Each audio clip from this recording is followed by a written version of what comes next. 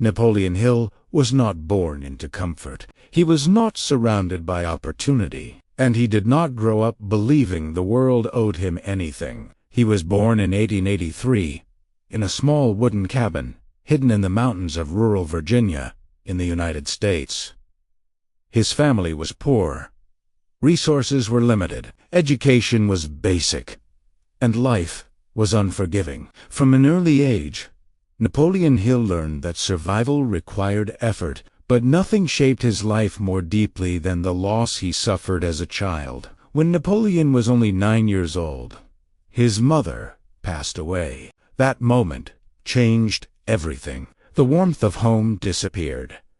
The emotional stability he once had was gone, and suddenly the world felt cold and uncertain. For years, he carried that loss silently, a heavy weight on his young shoulders. As a boy, Napoleon Hill was known to be rebellious, impatient, and difficult to control. He struggled in school. He questioned authority, and many people in his small town believed he would never amount to much. But beneath that turbulent behavior was something powerful, something that would define his entire life. Curiosity. Napoleon Hill constantly asked questions. He wanted to understand people. He wanted to understand success, and most of all, he wanted to understand why life seemed so unfair. This insatiable curiosity was the first spark of a fire that would later ignite a global movement. As a young man, Napoleon Hill discovered writing. Journalism became his escape and later, his greatest opportunity. Writing allowed him to enter rooms he would never have accessed otherwise. Rooms filled with powerful men. Rooms filled with world-changing ideas. Rooms where decisions that shaped the nation were made. It was his ticket out of the mountains and into the heart of ambition. In 1908, while working as a journalist, Napoleon Hill received a task that would forever alter the course of his life and the lives of millions. He was asked to interview one of the most powerful men in the world at the time, the steel magnate Andrew Carnegie. Carnegie was not just wealthy. He was one of the richest men who had ever lived.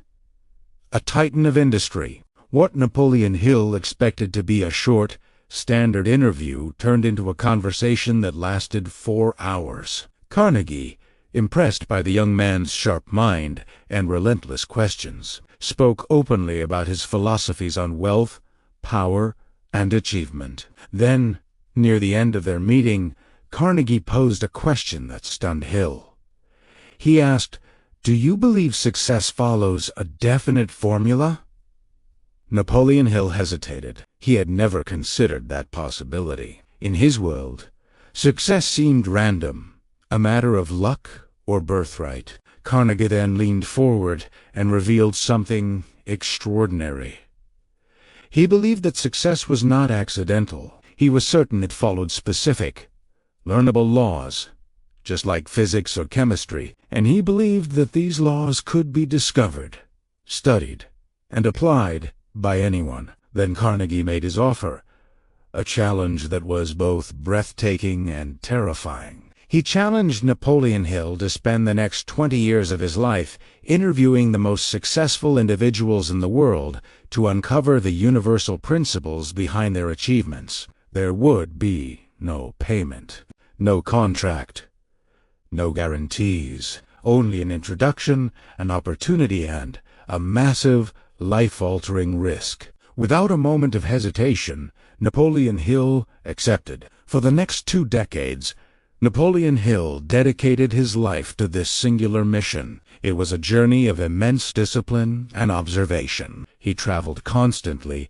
living out of a suitcase, his life defined by train schedules and interview appointments. He observed closely, not just listening to what these titans of industry said, but watching what they did, how they carried themselves, and most importantly, how they thought. He studied individuals who were legends in their own time.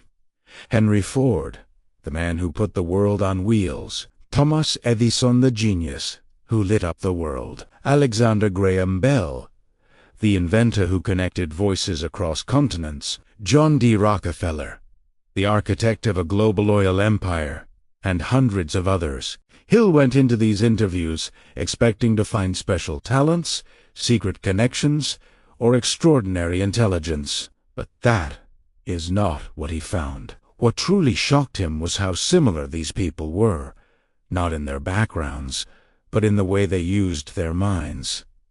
They all possessed absolute clarity of purpose. They knew exactly what they wanted. They had an intense, burning desire to achieve their goals. They believed deeply in their vision, even when everyone else doubted them. And most importantly, they absolutely refused to quit, viewing failure as nothing more than a temporary detour. Despite gathering this world-changing knowledge, Napoleon Hill's own life was far from easy. He struggled financially, often living on the edge of poverty while studying the world's richest men. He faced constant criticism and ridicule from those who thought his quest was a fool's errand. He was often misunderstood, his grand vision mistaken for a get-rich-quick scheme. There were many dark moments when the research felt endless and the rewards seemed invisible. At times, he questioned whether Carnegie's challenge had been a monumental mistake. He was holding the secrets to success in his hands,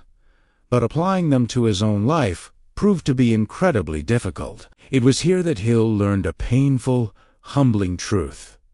Knowing the principles of success does not automatically make you successful. They must be lived. They must be embodied, day in and day out. Napoleon Hill experienced failure not once, but repeatedly. Business ventures he started collapsed. Promising partnerships fell apart. Any money he managed to make seemed to disappear as quickly as it came. There were countless moments when quitting seemed like the only logical choice. But in those moments of despair, Hill remembered something critical he had learned from his research. Every single successful person he studied had faced devastating failure. They didn't see it as an enemy, but as a teacher.